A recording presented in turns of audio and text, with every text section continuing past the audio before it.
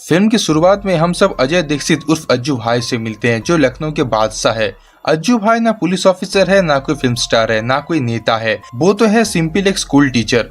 पर अज्जू भाई ने लखनऊ में अपनी ऐसी इमेज बनाया है कि अज्जू भाई के बिना पूरा लखनऊ फीका है। अज्जू भाई अपनी रुतबा, अपनी इमेज से बहुत प्यार करता है। इस इमेज को बनाने के लिए अज्जू भाई ने झूठ बोल बोल के पहाड़ खड़ा कर दिया है, पर अंदर ही अंदर वो जानते हैं वो है कैसे। अज्जू भाई अपनी इमेज को बेकरार रखने के लिए कुछ भी कर सकता है, इसीलिए अज्जू भाई एक पढ़ी लिखी स्मार्ट लड़की से शादी किया, जिसकी नाम है निशा। निशा शादी से पहले बहुत खुश थी, इंडिपेंडेंट थी, मगर निशा को एक बीमारी थी, उसे फिट्स आते थे। इसीलिए निशा के दोस्त तो थे, मगर फिर भी वो अकेली थी। सीधे सीधे बताओ तो बॉयफ्रेंड नहीं था। अब जब निशा के साथ अज्जू भाई का शादी फिक्स हुआ, तब अज्जू भाई ने वो सब कुछ रुतबा दिखाया जो उसके इमेज को और बढ़ाए। निशा भी अज्जू को पसंद करने लगी थी, पर निशा फिर भी अज्जू को उसके फिट्स के बारे में बता देती है, क्योंकि वो शादी के बाद कुछ भी कॉम्प्लिकेशंस नहीं चाहती थी। निशा बताती है उसे फिट्स आते हैं, पर पिछले 10 साल से उसे फिट्स नहीं आई हुई है। ये सुनकर अज्जू थोड़ा रिलैक्स होता है और शादी के लिए हाँ बोल देता है। शादी के बाद जब निशा अज्जू के घर जाने वाली थी, उस रात निशा को फिट्स आते हैं, जो अज्जू देख लेता है। इससे अज्जू बहुत अपसेट हो जाता है, क्योंकि अगर दुनिया को पता चला कि अज्जू की बीबी को फिट्स आते हैं तो फिर उसका इमेज खराब हो जाएगा। भाई क्या सोच है इसका। इसीलिए इसके बाद से अज्जू भाई निशा को कभी भी घर के बाहर लेके नहीं जाता। निशा अज्जू को बताती है शायद उस दिन फिर शादी के टेंशन की वजह से आई होगी, पर फिर भी अज्जू निशा को एक्सेप्ट नहीं करता। अज्जू कभी भी उसे बाहर लेके नहीं जाता है। हर रात अज्जू और निशा अलग अलग सोते हैं, और ऐसे करके इनके शादी को 9 महीने बीत जाता है। एक दिन तो गुस्से में निशा अज्जू को धड़ दबोच लेती है। वो पूछती है वो ऐसा क्यों कर रहा है, वो क्यों उसे लेके बाहर नहीं जाता। जिसपे अज्जू बताता है अगर उसके साथ जाने के टाइम कभी भी उसे फिट्स आते हैं तो फिर उसका इमेज खराब हो जाएगा, इसलिए जैसा चल रहा है वैसा चलने दो। इसके बाद अगले दिन अज्जू की मम्मी अज्जू को निशा को लेके ससुराल जाने के लिए बोलती है, क्योंकि ससुराल में एक शादी थी। पर अज्जू भाई कहाँ सुनने वालों में से है, वो मना कर देता है। फिर अज्जू भाई सबके साथ झगड़ा करके स्कूल के लिए निकल जाता है। स्कूल में एक बच्चा अज्जू से वर्ल्ड वॉर 2 के बारे में एक सवाल पूछता है, पर अज्जू इसका जवाब ना दे के बोलता है ये सवाल एग्जाम में नहीं आएगा, इसीलिए वो उसे बैठने को बोलता है। तब वो बच्चा बोल देता है कि अज्जू सर को तो पता ही नहीं होगा। ये सुनकर तो अज्जू भाई को आ जाती है गुस्सा, और वैसे भी पहले ही अज्जू भाई घर में झगड़ा करके आए हुए थे, तो फिर क्या बच्चे के गाल पे लगा देते हैं एक झापड़। ऐसे करके ये टीचर्स बच्चे लोगों को मारते हैं। पूरा क्लास शांत हो जाता है। दिन जब अज्जू भाई मूत रहे थे, तब एक फेलो टीचर अज्जू भाई को बताता है जिस बच्चे को उसने आज मारा है वो एमएलए का बेटा है।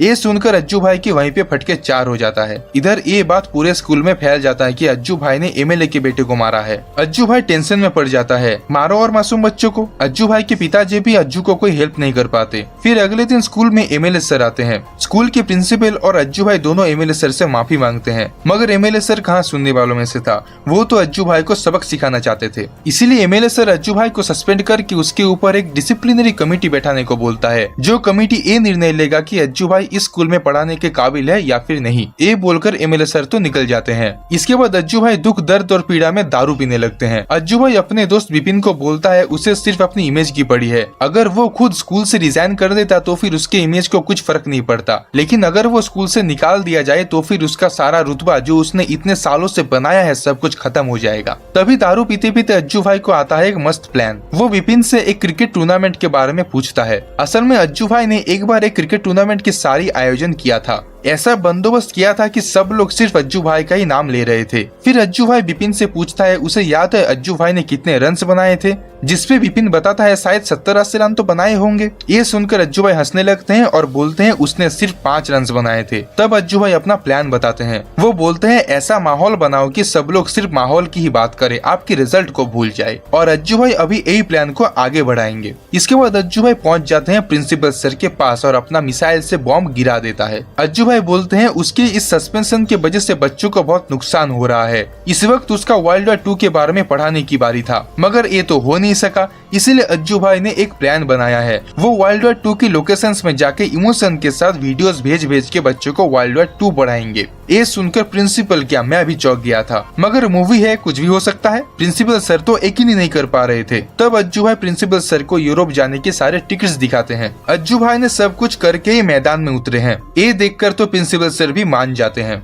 अब अज्जू भाई का कुछ कमी था तो वो है पैसा। इसलिए अज्जू भाई अपने पापा के सामने एक्टिंग करने लग जाते हैं कि उन्हें बहुत पैसे की जरूरत है। इसके अलावा वो ये भी बोलता है कि बहुत दिन हो गए हैं अज्जू भाई ने निशा को कहीं लेके नहीं गए हैं, इसीलिए वो निशा को भी लेके जाएंगे। ये सुनकर पिताजी भी मान जाते हैं क्योंकि वो चाहते थे कि अज्जू और निशा के बीच सब कुछ ठीक हो जाए और इस ट्रिप में शायद वो हो भी जाए। इसीलिए पिताजी ट्रिप का सारा खर्चा अज्जू को दे देता है। इधर निशा भी बहुत एक्साइटेड हो जाती है। फाइनली वो लोग एक साथ कहीं जा रहे हैं। रात के वक्त निशा अज्जू को थैंक्स बोलती है क्योंकि वो ये सब कुछ उसके लिए तो कर रहा है। तब अज्जू भाई बोलते हैं ये सब कुछ वो अपनी इमेज के लिए कर रहा है और वो निशा को जाने के लिए बोला था ताकि पिताजी उसे पैसे दे दे। फिर अज्जू भाई निशा को उसके साथ ना जाके अपने मम्मी पापा के घर चले जाने को बोलता है, पर निशा अज्जू का बात कहाँ सुनने वालों में से थी। वो भी अज्जू के साथ जाएगी ये वो बोल देती है। इसके बाद अगले दिन अज्जू और निशा यूरोप के लिए निकल जाते हैं। पहले तो वो लोग पहुँचते हैं पेरिस के एयरपोर्ट से निकलने के टाइम एक सिक्योरिटी गार्ड अज्जू के बैग को चेक करने लगता है। तब अज्जू नोटिस करता है उसका बैग तो किसी और के साथ एक्सचेंज हो गया है। फिर जिस आदमी का बैग है उसे बैग देने के लिए अज्जू एयरपोर्ट के बाहर जाता है, पर उससे पहले ही वो आदमी टैक्सी से निकल जाता है। इसके बाद वो दोनों बैग लेके एक होटल पहुंचते हैं। होटल पहुंचते ही अज्जू वीडियो करके सारे स्टूडेंट्स को इन्फॉर्म कर देता है कि वो लोग पहुंच चुके हैं। अब से शुरू होगी उनकी वर्ल्ड वॉर 2 की क्लास। देन अज्जू और निशा वो दोनों खाने के लिए जाते हैं। इधर अज्जू वही दूसरे आदमी की ड्रेस पहन के बहुत ऑकवर्ड हो रहा था। देन निशा आईफिल टावर घूमने जाती है और अज्जू भाई वर्ल्ड वॉर 2 के म्यूजियम के लिए जाता है। अज्जू भाई म्यूजियम की जगह गलती से एक म्यूजिक कॉन्सर्ट में घुस जाता है, जिससे अज्जू भाई का पूरा दिन वहीं पे निकल जाता है क्योंकि वो वहाँ से निकल ही नहीं पाता। दूसरी तरफ निशा आईफिल टावर घूमते हुए बहुत मजे करती है। इसके बाद रात में अज्जू भाई अपने कमरे में पहुंचते हैं। वहाँ पे जाते ही उसने निशा के फोन में उसकी तस्वीर को देखता है। देन निशा जब आती है तब अज्जू भाई ऐसे दिखाता है जैसे वो बहुत इंजॉय किया है, पर फिर अज्जू भाई बोलते हैं उसके दिन कितना वाहियात गया है। देन अज्जू भाई अगले दिन निशा को उसके साथ जाने के लिए पूछता है। वो बोलता है अनजान देश है, उन्हें कुछ पता भी नहीं है, इसीलिए उन्हें साथ घूमना चाहिए। जिसपे निशा बोलती है वो भी तो शादी करके एक अनजान घर आई हुई थी, तब अज्जू कितना देखभाल उसे किया था, पर फिर भी निशा अज्जू के साथ जाने के लिए मान जाती है। देन अगले दिन वो दोनों फिर से आईफिल टावर में घूमने जाते हैं, पर इस वक्त वो दोनों आईफिल टावर के ऊपर चढ़ते हैं। फिर वो दोनों वर्ल्ड वॉर 2 के म्यूजियम जाते हैं। इसके बाद अज्जू भाई वीडियो करके वर्ल्ड वॉर 2 की बहुत सारी जानकारी स्टूडेंट्स को दे देते हैं। इधर एमएलए साहब फिर से प्रिंसिपल के पास आ गया था। एमएलए सर बोलते हैं उनका एक डिसिप्लिनरी कमेटी ठीक से काम नहीं कर रहा है, इसीलिए अब जो करेंगे वही करेंगे। दूसरी तरफ निशा को अज्जू की मामी एक कंगन के बारे में पूछने के लिए फोन करती है। तब निशा उन्हें उसके अलमारी में ढूंढने के लिए बोलती है। जब अज्जू की मामी वो कंगन ढूंढने के लिए अलमारी खोलती है तब उन्हें वहाँ से डिवोर्स पेपर्स मिलती है। ये सब कुछ वो अज्जू के पिताजी को भी बोलती है। दिन रात में अज्जू के पापा निशा के घर वालों को बुलाता है और इस डिवोर्स के मसले के बारे में पूछता है, जिससे वो लोग बोलते हैं कि वो लोग भी इसके बारे में कुछ नहीं जानते थे। अज्जू के पापा तो उन्हें यूरोप से वापस आने के लिए बोलने की सोचता है, पर निशा के पापा उन्हें रोक देता है और बोलते हैं पहले उनका ये ट्रिप खत्म होने दीजिए, और इस चीज को अज्जू के पापा मान जाते हैं। इधर निशा और अज्जू नॉर्मेंडी के ब्रिटिश सेमेट्री आए हुए थे। यहाँ पे उन सारे सोल्जर्स के सेमेट्री था जो लोग हिटलर को रोकने के लिए जान दिए थे। देन वो दोनों ओहामा बीच जाते हैं। निशा एक ऑडियो रिकॉर्डिंग से ओहामा बीच की हिस्ट्री सुन रही थी और यहाँ अज्जू बीच में बियर पीने की सोच रहा था। फिर निशा इमोशनल होकर अपनी टेप रिकॉर्डिंग अज्जू को दे देती है। अज्जू भी रिकॉर्डिंग सुनने लगता है। रिकॉर्डिंग में ओहामा बीच की हिस्ट्री बताया जा रहा था, कैसे 12,000 मासूम सोल्जर्स खुले बीच की वजह से कुछ भी नहीं कर पाए और दुश्मन सेना के हाथों मारे गए। अज्जू इस चीज को इमेजिन करने लगता है और खुद को उस माहौल में पाता है। इससे वो भी बहुत इमोशनल हो जाता है। फिर अज्जू भाई ये सारी इन्फॉर्मेशन वीडियो के जरिए अपने स्टूडेंट्स को भेज देता है। इसके बाद विपिन अज्जू भाई को फोन करता है और एमएलए सर के बारे में बताता है। वो बोलता है एमएलए सर अज्जू भाई के खिलाफ जरूर कुछ करने वाला है। ये सुनकर अज्जू भाई वापस जाने की सोचता है, मगर निशा उसे मोटिवेट करते हुए बोलती है उसे ये ट्रिप खत्म करके जाना चाहिए। एमएलए जो कर रहा है उसे करने दीजिए, देखते हैं एमएलए क्या उखाड़ सकता है। फिर वो दोनों एम्स्टर्डम पहुँचते हैं। वहाँ पे मेट्रो से उतरते ही उनके साथ वही प्लेन वाले आदमी के साथ मुलाकात होता है, जिसके साथ अज्जू का बैग बदल गया था। वो आदमी अज्जू को अपना बैग लौटाने को बोलता है और अज्जू भी वही बोलता है, मगर ये आदमी अज्जू का बैग उसके मम्मी के साथ बर्लिन भेज दिया है, इसलिए अज्जू भी उसका बैग वापस नहीं देता। तब वे आदमी सिर्फ एक जोड़ी कपड़े देने के लिए रिक्वेस्ट करता है। फिर वो दोनों वॉशरूम जाके एक दूसरे के साथ अपने कपड़े बदल लेते हैं।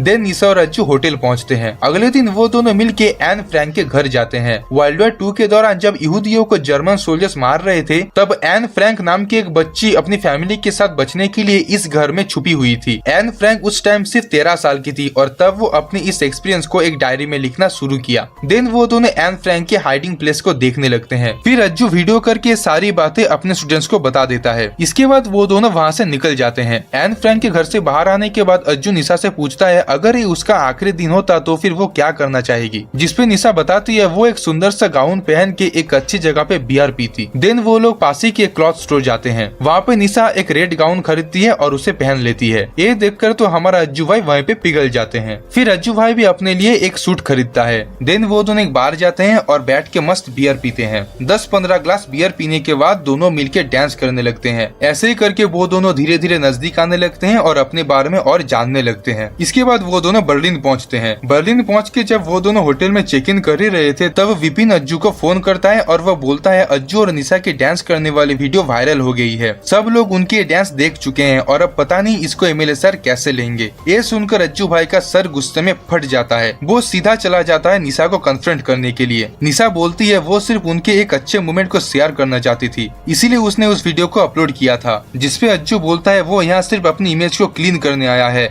ना कि उसके साथ मजे करने आया है। ये सुनकर निशा बहुत दुखी होती है और बर्लिन छोड़ के घर जाने को बोलती है। वो ये भी बोलती है वो सिर्फ इस रिश्ते को एक और मौका देना चाहती थी, मगर अज्जू की वजह से ये कभी नहीं होगा। निशा अज्जू को ये भी बोलती है वो डिवोर्स के लिए पेपर्स मंगवा चुकी है और घर लौटते ही वो उसे भेज देगी। फिर अज्जू उदास होकर बाहर निकल जाता है। देन वो उस आदमी को फोन करके बुलाता है जिसके साथ उसका बैग एक्सचेंज हुआ था और फिर बैग एक्सचेंज कर लेता है। इसके बाद वो दोनों एक साथ म्यूजियम घूमते हैं। तब म्यूजियम में अज्जू एक बैग देखता है। ये बैग एक छोटी बच्ची की थी जिसे वर्ल्ड वॉर 2 के दौरान नाजियों ने सिर्फ कुछ ही वक्त दिया था अपने पूरे दुनिया को समेटने के लिए। ये जानकर दूसरा आदमी पूछता है अगर अज्जू भाई को भी कुछ वक्त दिया जाता अपने साथ कुछ ले जाने के लिए तो फिर वो क्या क्या पैक करता। फिर अज्जू इस चीज को इमेजिन करने लगता है। वो समझता है वो जो ये इमेज को लेके इतना कॉन्शियस है ये सब कुछ बेवजह ही है। मुश्किल के वक्त अपने लोग ही खड़े रहते हैं। इसके बाद वो निशा के पास जाता है और माफी मांगते हुए घर लौटने को मना करता है। वो बोलता है और सिर्फ कुछ ही दिन है, ये कुछ दिन भी बीत जाएंगे। इसके बाद निशा जो भी करेगी अज्जू मान लेगा, इसलिए निशा मान जाती है और लास्ट डेस्टिनेशन ऑस्विट्ज पहुंच जाती है। वो दोनों ऑस्विट्ज में कंसंट्रेशन कैंप जाते हैं जहाँ पे वर्ल्ड वॉर 2 के समय 13 लाख से भी ज्यादा लोगों को बंदी बना के रखे हुए थे। उन लोगों को ना खाना मिलता था ना पीने के लिए पानी, रहने के लिए एक छोटी जगह पे उनको ठूस ठूस के रखा जाता था।